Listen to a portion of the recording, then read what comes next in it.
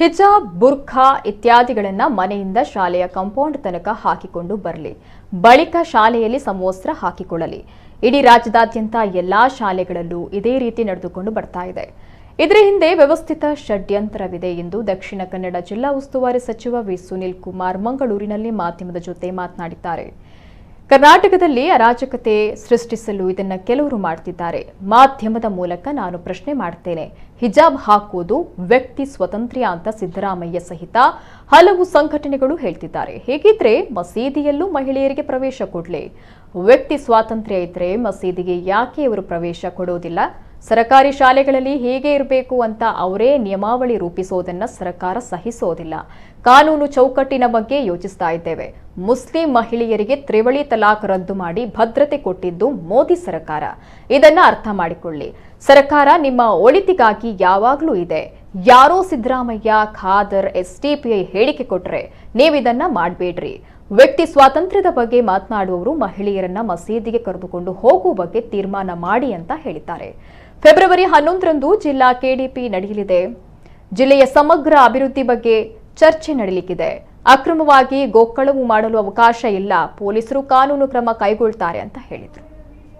ಇದೊಂದು ಬಹಳ ವ್ಯವಸ್ಥಿತವಾದಂಥ ಷಡ್ಯಂತ್ರ. ಹಿಜಾಬ್ ಇರ್ಬೋದು, ಬುರ್ಕಾ ಇರ್ಬೋದು ಇತ್ಯಾದಿಗಳನ್ನು ಮನೆಯಿಂದ ಶಾಲೆಯ ಕಾಂಪೌಂಡಿನ ತನಕ ಹಾಕ್ಕೊಂಡು ಬರಲಿ.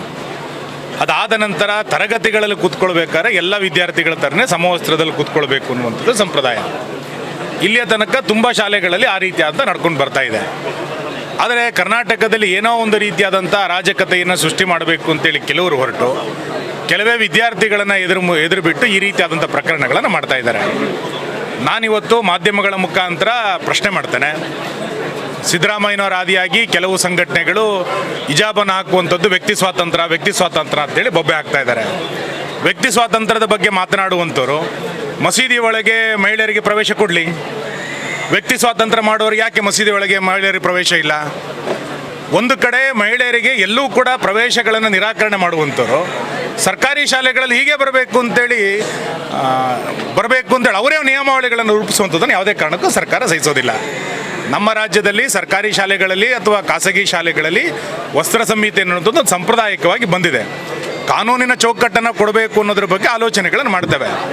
ಮತ್ತು ನಾನು ನಾಡಿನ ಎಲ್ಲ ಮುಸಲ್ಮಾನ್ ಮಹಿಳೆಯರಿಗೆ ವಿನಂತಿ ಮಾಡ್ತೇನೆ, ನಿಮಗೆ ತ್ರಿಬಲ್ ತಿಲಾಖನ್ನು ರದ್ದು ಮಾಡೋದ್ರ ಮುಖಾಂತರ ಭದ್ರತೆಯನ್ನು ಕೊಟ್ಟಿದ್ದು ಮೋದಿ ಸರ್ಕಾರ. ಇದನ್ನು ಅರ್ಥ ಮಾಡಿಕೊಂಡು ಮುಂದಿನ ದಿನಗಳಲ್ಲಿ ಸಮಾಜದ ಮುಖ್ಯವಾಹಿನಿಯಲ್ಲಿ ಎಲ್ಲರ ಜೊತೆಗೆ ಬರುವಂಥ ರೀತಿಯಲ್ಲಿ ಪ್ರಯತ್ನಗಳನ್ನು ಮಾಡಬೇಕು. ಯಾರೋ ಶಾಲೆಗೆ ನೆಪದಲ್ಲಿ ಎಸ್ಡಿಪಿಐನವರು, ಸಿದ್ದರಾಮಯ್ಯನವರು, ಖಾದರ್ ಅವರ ಹೇಳಿಕೆಗಳನ್ನು ಕೂತ್ಕೊಂಡು ನೀವು ಇದನ್ನು ಮಾಡಬೇಡಿ. ವ್ಯಕ್ತಿ ಸ್ವಾತಂತ್ರ್ಯ ಬಗ್ಗೆ ಮಾತನಾಡುವಂಥವ್ರು ಮಹಿಳೆಯರನ್ನು ಮಸೀದಿಗೆ ಕರ್ಕೊಂಡು ಹೋಗೋದ್ರ ಬಗ್ಗೆ ನೇತೃತ್ವವನ್ನು ತೆಗೆದುಕೊಳ್ಳಿ. ತಾರೀಕು ಜಿಲ್ಲಾ ಕೆಡಿಪಿಯನ್ನು ನಡೆಸಬೇಕು ಅಂತೇಳಿ ಜಿಲ್ಲಾಧಿಕಾರಿಗಳಿಗೆ ಈಗಾಗಲೇ ಸೂಚನೆಯನ್ನು ಕೊಟ್ಟಿದ್ದಾನೆ. ಅವತ್ತು ಎಲ್ಲ ಶಾಸಕರು, ಜನಪ್ರತಿನಿಧಿಗಳ ಸಮ್ಮುಖದಲ್ಲಿ ಜಿಲ್ಲೆಯ ಅಭಿವೃದ್ಧಿಯ ಚಟುವಟಿಕೆಗಳು ಮುಂದೆ ಒಂದು ವರ್ಷದಲ್ಲಿ ನಮ್ಮ ಜಿಲ್ಲೆಗೆ ಏನಾಗಬೇಕು, ಈ ವರ್ಷದ ಬಜೆಟ್ನಲ್ಲಿ ದಕ್ಷಿಣ ಕನ್ನಡ ಜಿಲ್ಲೆಗೆ ಏನಾಗಬೇಕು ಅನ್ನೋದ್ರ ಕುರಿತಂತೆ ವಿಸ್ತೃತವಾದಂಥ ಚರ್ಚೆಯನ್ನು 11ನೇ ತಾರೀಕಿನ ಕೆಡಿಪಿ ಸಭೆಯಲ್ಲಿ ನಾವು ಮಾಡ್ತೇವೆ. ಇವತ್ತು ಎಲ್ಲ ಶಾಸಕರ ಜೊತೆಗೂ ಒಂದು ಸರಿ ಸಮಾಲೋಚನೆಯನ್ನು ಮಾಡಿ ಮುಂದಿನ ದಿನಗಳಲ್ಲಿ ದಕ್ಷಿಣ ಕನ್ನಡ ಜಿಲ್ಲೆ ಅಭಿವೃದ್ಧಿಯ ದೃಷ್ಟಿಯಿಂದ ಯಾವ ದಿಕ್ಕಿನ ಕಡೆಗೆ ಸಾಗಬೇಕು ಅನ್ನೋದನ್ನು ಅವರೆಲ್ಲರ ಜೊತೆಗೆ ಚರ್ಚೆಯನ್ನು ಮಾಡಿ ಒಂದು ಬೇಕಾದಂಥ ಸಿದ್ಧತೆಯನ್ನು ನಾವು ಮುಂದಿನ ದಿನಗಳಲ್ಲಿ ರೂಪಿಸ್ತೇವೆ.